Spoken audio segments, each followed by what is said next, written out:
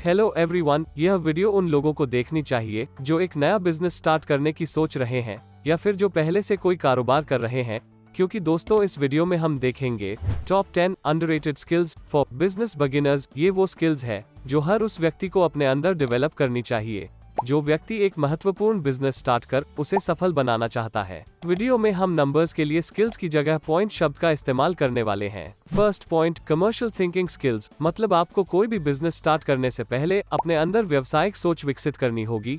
व्यावसायिक सोच विकसित करने के बहुत से तरीके होते हैं, जिनमें सबसे महत्वपूर्ण यह है कि आप हमेशा उन लोगों के बीच में रहे जिनके बीच हमेशा व्यवसाय से रिलेटेड चर्चा होती हो। और दूसरा तरीका ये है कि आपको ज्यादा से ज्यादा बिजनेस से रिलेटेड बुक्स पढ़नी चाहिए। व्यावसायिक सोच विकसित करने का सबसे बड़ा फायदा यह होता है कि आप बिजनेस आइडिया चुनने में कभी गलती नहीं करते और अपना कारोबार किसी ऐसे व्यक्ति के मुकाबले जो कमर्शियल थिंकिंग की जानकारी ना रखता हो, बहुत जल्दी ग्रो कर लेते हैं। Second point, good communication skills. यदि आप कोई बिजनेस स्टार्ट करना चाहते हैं तो जाहिर सी बात है कि आप कुछ न कुछ बेचना चाहते हैं, एंड जब आप किसी कस्टमर के सामने अपने प्रोडक्ट की लिस्ट रखते हैं तो कस्टमर आपसे सबसे पहले यह उम्मीद करता है कि आप उसे इज्जत देकर उसके साथ बातचीत करेंगे, लेकिन कुछ सेल्समैन कस्टमर की ये उम्मीद तोड़ देते हैं। ऐसा क्यों होता है?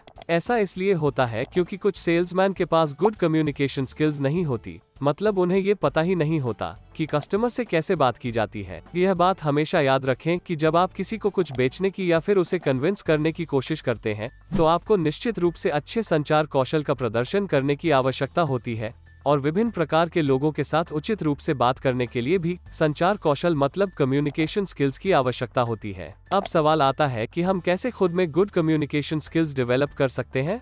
इसके लिए हम आपको कुछ बुक्स एंड कुछ वर्ड्स सजेस्ट करेंगे, जिन्हें अगर आप अपनी बातचीत में शामिल करेंगे तो शायद आपकी कम्युनिकेशन स्किल्स कुछ बेहतर हो जाएगी। यहाँ पर आपको 4 बुक्स दिख रही होगी, आप या तो स्क्रीनशॉट ले लीजिए या फिर इनका नाम नोट कर लीजिए। एंड ये कुछ वर्ड्स है जो आपको अपनी रोजाना की बातचीत में या फिर आप इन्हें सेलिंग में भी यूज कर सकते हैं, इनका भी आप स्क्रीनशॉट ले सकते हैं। Third point, best leadership skills. किसी बड़े एम को पूरा करने के लिए लोगों के व्यवहार को बदलकर उनको साथ में लेकर चलने की कला को लीडरशिप कहते हैं। अर्थात लीडरशिप एक कला है जिसे सीखना पड़ता है। इसमें आप लोगों के व्यवहार को बदल सकते हैं और उन्हें किसी भी एम को अचीव करने के लिए अपने साथ लेकर चल सकते हैं। चलिए जानते हैं कि आप एक बेस्ट लीडरशिप स्किल्स अपने अंदर कैसे डेवलप कर सकते हैं और कैसे बन सकते हैं एक महान लीडर। इसके लिए हम आपको कुछ टिप्स देंगे जिन्हें आपको फॉलो करना है। Tips number 1, self confidence. एक बेहतरीन लीडर हमेशा आत्मविश्वास से भरा रहता है और वो जो भी कहता है उसे हासिल करके ही दम लेता है।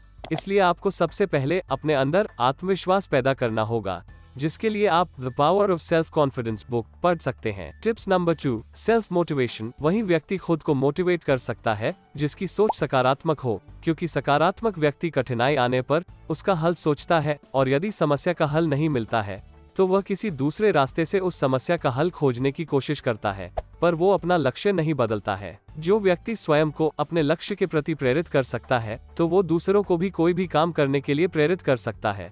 सभी व्यक्ति हमेशा दूसरों से प्रेरणा लेते हैं, लेकिन एक अच्छा लीडर हमेशा अपने आप से प्रेरणा लेता है। टिप्स नंबर 3, एक बेहतरीन लीडर वही होता है जो बोलने की कला जानता हो, मतलब जिसकी कम्युनिकेशन स्किल्स अच्छी हो। और कम्युनिकेशन का मतलब यह नहीं है कि लीडर को अच्छी अंग्रेजी आनी चाहिए, बल्कि एक लीडर का व्यवहार ऐसा होना चाहिए कि वो कड़वा सच भी इस प्रकार से बोले कि सामने वाले व्यक्ति का दिल न दुखे। तो एक अच्छा लीडर बनने की शुरुआत आप इन तीनों बातों पर अमल करके कर सकते हैं। Fourth point, decision making ability. किसी भी बिजनेस को शुरू करने से पहले निर्णय लेने का कौशल आपके अंदर होना बहुत जरूरी है। यदि निर्णय लेने का कौशल आपके पास है तो आप सही फैसले ले सकते हैं। इसके लिए आप इंडियन क्रिकेट टीम के पूर्व कप्तान महेंद्र सिंह धोनी से प्रेरणा ले सकते हैं। यदि आपको क्रिकेट पसंद है और आप माही के फैन हैं तो आप बहुत ही अच्छी तरह से समझ सकते हैं। आपने देखा होगा कि जब माही ने DRS लिए हैं उनमें से 99% भारत के पक्ष में सही साबित हुए हैं, और इसलिए जब भी माही DRS लेते थे तो रिजल्ट आने से पहले ही लोग समझ जाते थे कि क्या होने वाला है। लेकिन अब अगर इंडियन टीम को DRS लेने की जरूरत पड़ती है तो सब के सब खिलाड़ी एक दूसरे की तरफ देखते हैं। और इतना ही नहीं, माही की कप्तानी में भारत ने लगभग सभी टूर्नामेंट्स में ट्रॉफी पे ट्रॉफी जीती थी। तो दोस्तों इसे कहते हैं एक बेहतरीन leader. Fifth point, writing skills. Writing skills specific abilities है जो राइटर्स को अपने विचार रखने में मदद करती है।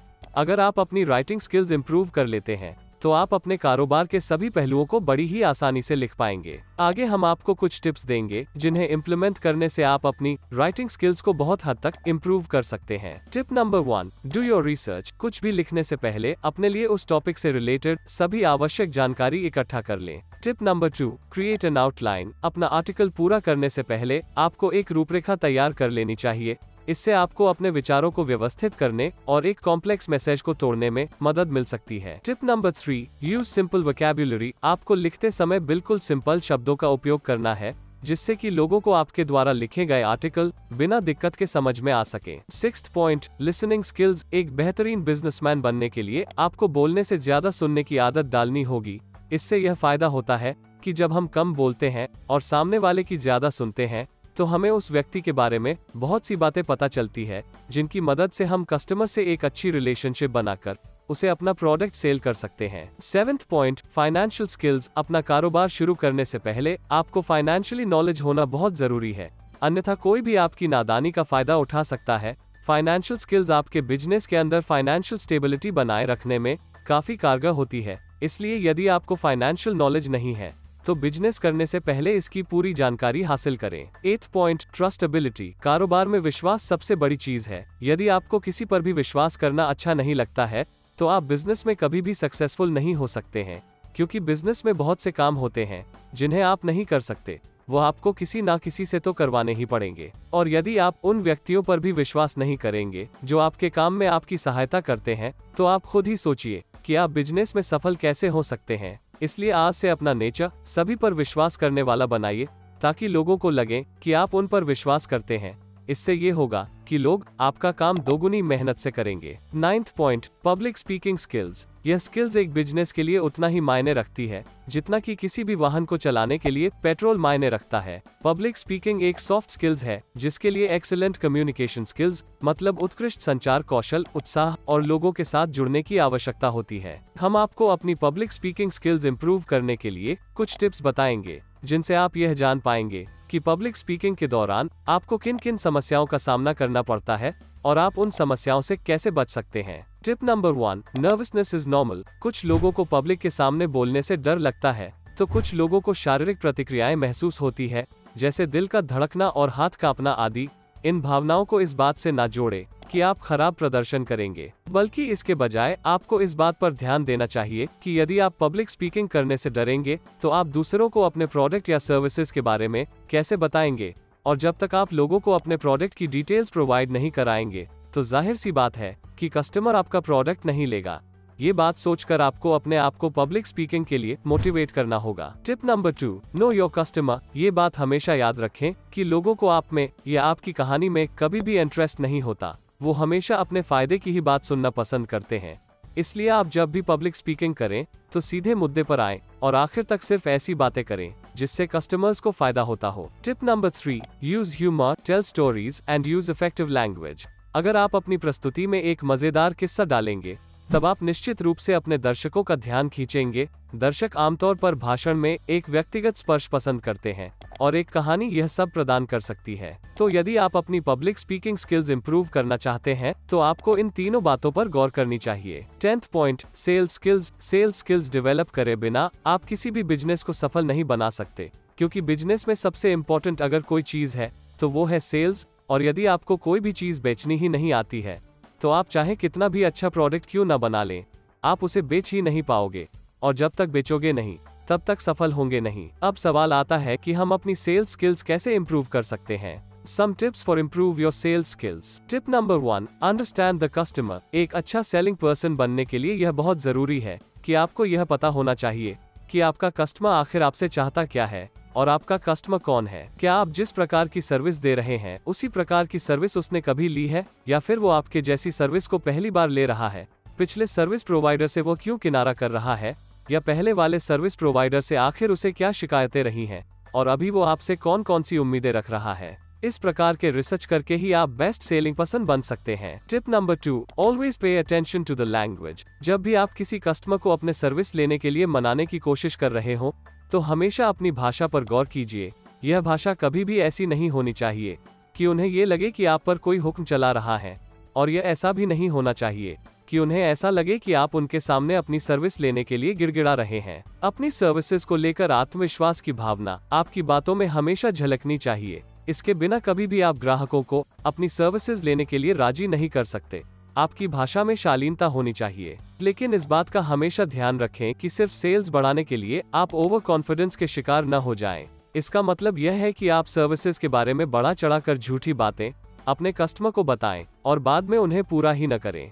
इसलिए कोई ऐसी कमिटमेंट करने से बचें जिसे आप पूरा ही न कर पाएं। Tip number 3, understand the importance of complaints and suggestions. अक्सर लोग कस्टमर बना लेने के बाद उसे ग्रांटेड मानने लगते हैं। इसका रिजल्ट यह निकलता है कि वे आपको जो फीडबैक या शिकायत के बारे में बताते हैं उसे आप गंभीरता से नहीं लेते और आप नए कस्टमर्स जुटाने में लगे रहते हैं। इस अप्रोच से आपको हमेशा बचने की कोशिश करनी चाहिए। आप जितनी मेहनत नए कस्टमर्स जुटाने पर करते हैं, उतनी ही मेहनत या उससे ज्यादा मेहनत आपको पुराने कस्टमर्स को जोड़े रखने पर भी करनी है। इस बात को हमेशा याद रखिए कि आपके लिए हर एक कस्टमर इंपॉर्टेंट है। दोस्तों, ये टिप्स हमने हमारे sefilter.com साइट से ली है। तो दोस्तों, ये थी कुछ इंपॉर्टेंट स्किल्स जो आपको अपना बिजनेस शुरू करने से पहले अपने अंदर विकसित करनी चाहिए। इससे आप अपने बिजनेस को बहुत आसानी से और जल्दी ग्रो कर सकेंगे।